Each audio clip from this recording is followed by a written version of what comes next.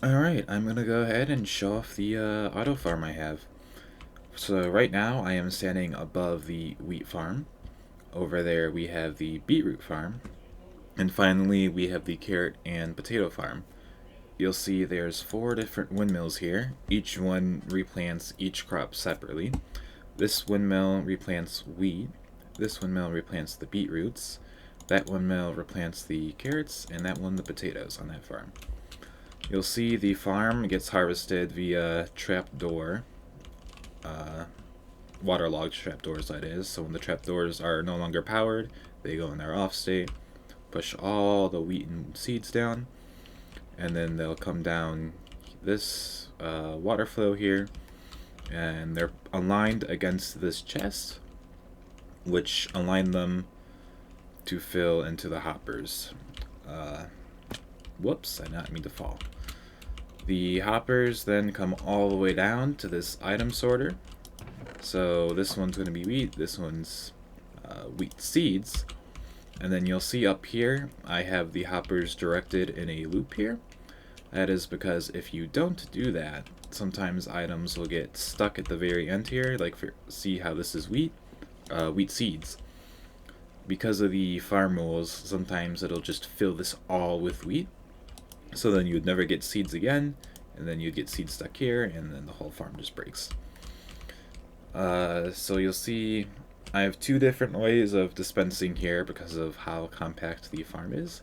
The wheat seeds go into this chest, go down into this dropper.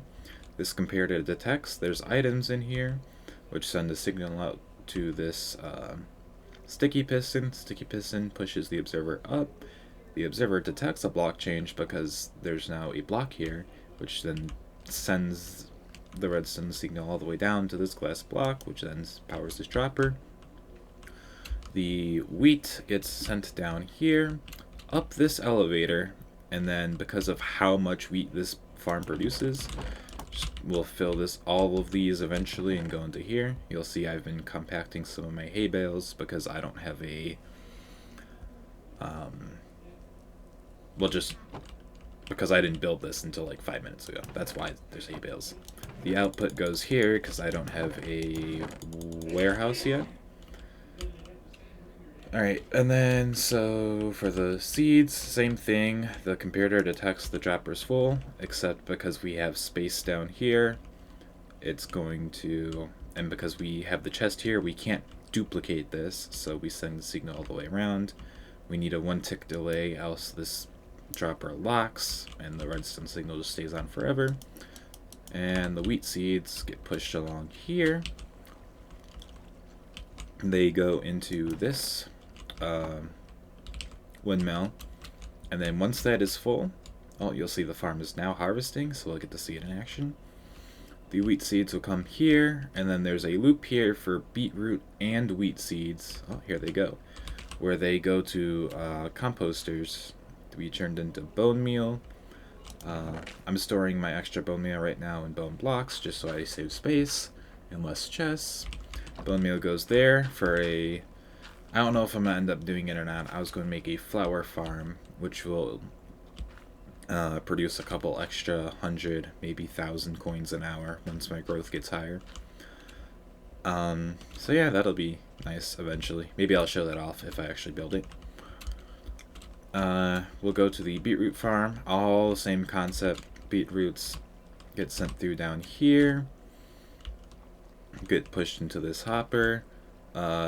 Because of the NPC, I decided to go the other way. I could have faced the farm, like, what is this? I could have faced it west instead of east to get the NPC out of the way, so I could just, not have to build here. Just go like that instead of But it doesn't matter. I also probably could have just ignored the NPC, because if I line the items right against this block and push them this way, it'll be fine.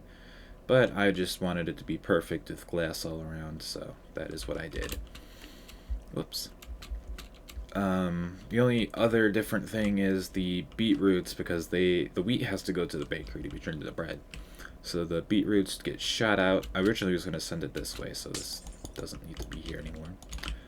Beetroots get shot out here, come down here, up a tiny elevator, these don't get produced a lot because I'm not using farm rules on them.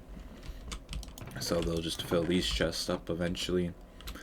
So that's nice and simple. Finally, we'll walk over to the carrot and potato farm. You'll see same entire setup with all the hoppers, the sorters, except this time we have to sort out the poisonous potatoes, otherwise the hoppers get full and everything stops working.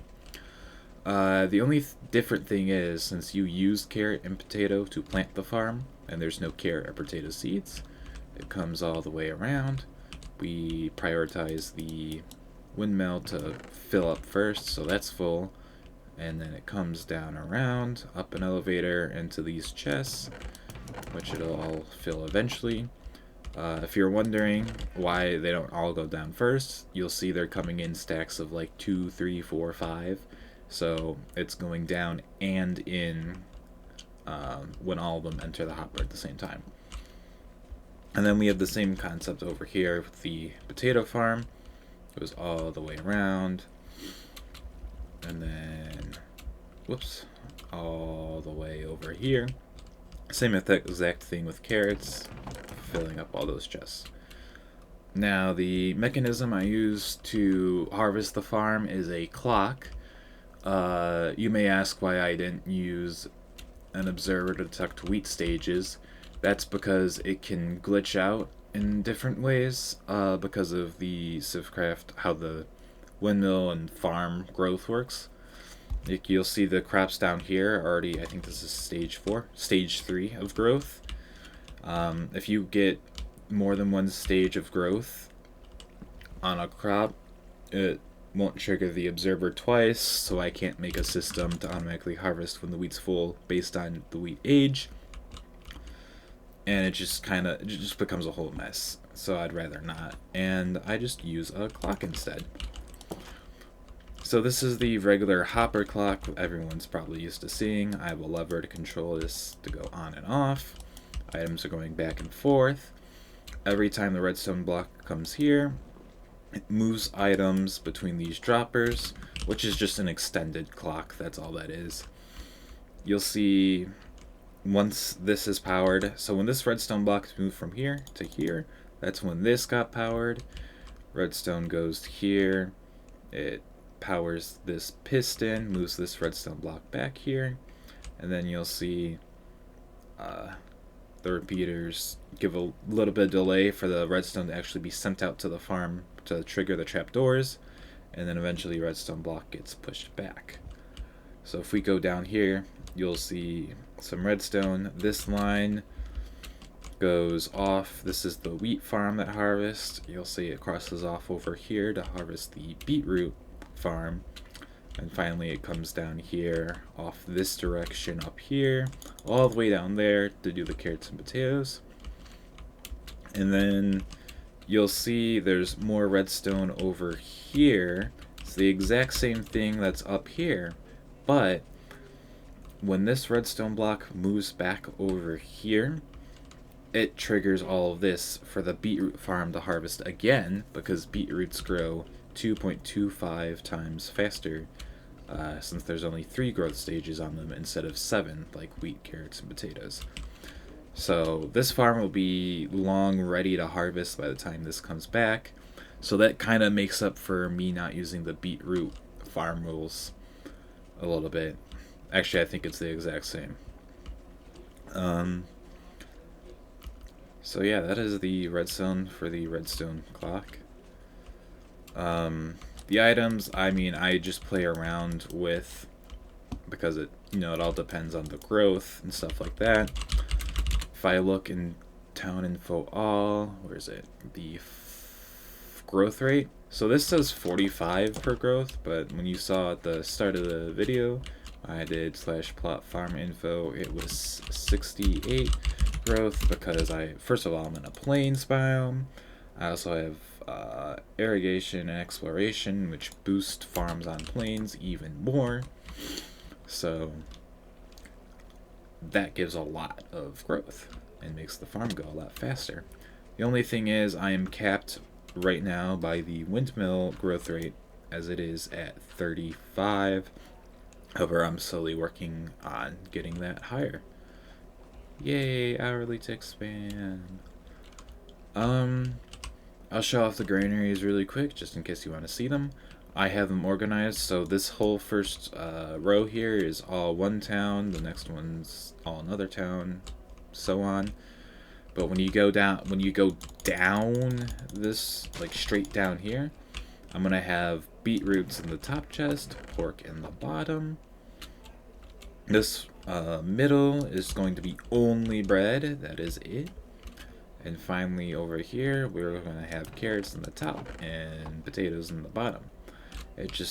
I kind of line them up based on where all the farms are, and organizing them that way is just maxes out how you just have to feed them just once a day, and then you'll be good. You don't have to log on every few hours, so on.